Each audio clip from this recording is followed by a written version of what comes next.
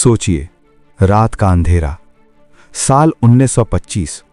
एक ट्रेन पटरी पर दौड़ रही है, लेकिन इस ट्रेन में सिर्फ यात्री नहीं, ब्रिटिश साम्राज्य का खजाना भी है। और उसी अंधेरे में कुछ नौजवान इंतजार कर रहे हैं। ये डकैती नहीं थी, ये ऐलाने जंग था। 1920 का भारत, अंग्रेजों का राज, करों का बोझ, गरीबी, अपमान, गांव भूखे, शहर डरे हुए और नौजवानों के दिल में आग। गांधी जी का असहयोग आंदोलन अचानक वापस ले लिया गया।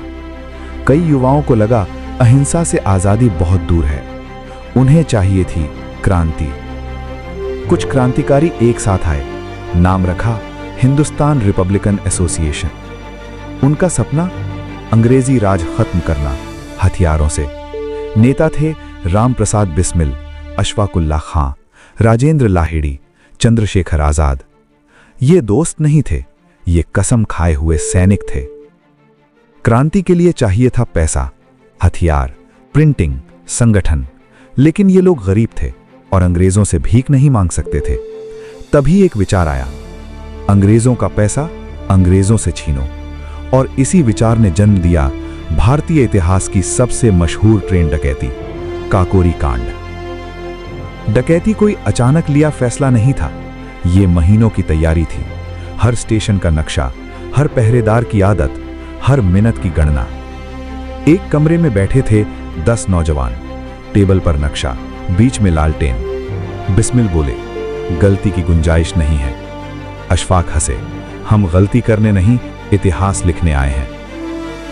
टारगेट था सरकारी खजाना ले जाने वाली ट्रेन, लखनऊ के पास काकोरी स्टेशन। जगह सुनसान, भागने का रास्ता साफ। सब तय हो चुका था, सब ने हाथ मिलाया। अगर पकड़े गए? जवाब आया, मौत मंजूर, गद्दारी नहीं। 9 अगस्त 1925, तारीख तय, और इतिहास इंतजार कर रहा था। ट्रेन चल रही थी, क्रांतिकारी अलग अलग डिब्बों में बैठे थे, सामान्य यात्रियों की तरह। दिल की धड़कन पटरी से तेज। चेन खींची गई, ट्रेन रुकी। पल भर में हथियार बाहर, गार्ड को काबू किया गया, खजाने का बक्सा गिराया गया। लेकिन बक्सा भारी था, किसी ने हथौड़ा उठाया, धड़ाम। बक्सा खुला, सरकारी नोट, चांदी के सिक्के। क्रांतिकारी गायब, सब कुछ 10 मिनट में। लेकिन अफरा तफरी में एक यात्री की गोली से मौत हो गई। यही गलती आगे भारी पड़ी। ब्रिटिश सरकार बौखला गई और शुरू हुआ भारत का सबसे बड़ा मैनहंट। लखनऊ से लंदन तक खबर पहुंची, क्रांतिकारियों ने सरकारी खजाना लूट लिया। यह सिर्फ डकैती नहीं, ब्रिटिश सत्ता पर तमाचा था। एक एक करके गिरफ्तारियां, छापे, पूछताछ, टॉर्चर। कुछ पकड़े गए, कुछ भागते रहे। चंद्रशेखर आजाद फिर भी आजाद रहे। अशफाक उल्लाह खां को उनके अपने दोस्त ने धोखा दिया, इनाम के लालच में। इतिहास गवाह है, गद्दारी हमेशा अंदर से आती है। अदालत भरी हुई थी। जज ने पूछा, पछतावा है?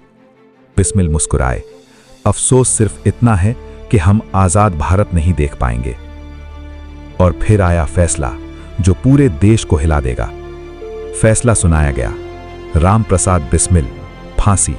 अशफाक उल्लाह खान, फांसी। राजेंद्र लाहिड़ी, फांसी। रोशन सिंह, फांसी। बाकियों को उम्र कैद। फांसी से पहले बिस्मिल कविता लिख रहे थे, अशफाक नमाज पढ़ रहे थे। दोनों मुस्कुरा रहे थे, क्योंकि उन्हें पता था मौत नहीं, अमरता मिल रही है। फांसी के फंदे पर चढ़ते हुए बिस्मिल बोले, सरफरोशी की तमन्ना अब हमारे दिल में है, देखना है जोर कितना बाजुए कातिल में है। और पूरा भारत गूंज उठा। काकोरी कांड ने साबित किया, भारत के नौजवान डरते नहीं, मरते हैं लेकिन झुकते नहीं। यही आग आगे चलकर भगत सिंह, आजाद और पूरी क्रांति बनी। ये डकैती नहीं थी, ये चेतावनी थी कि भारत जाग चुका है, और जब देश जाग जाए तो साम्राज्य गिरते हैं।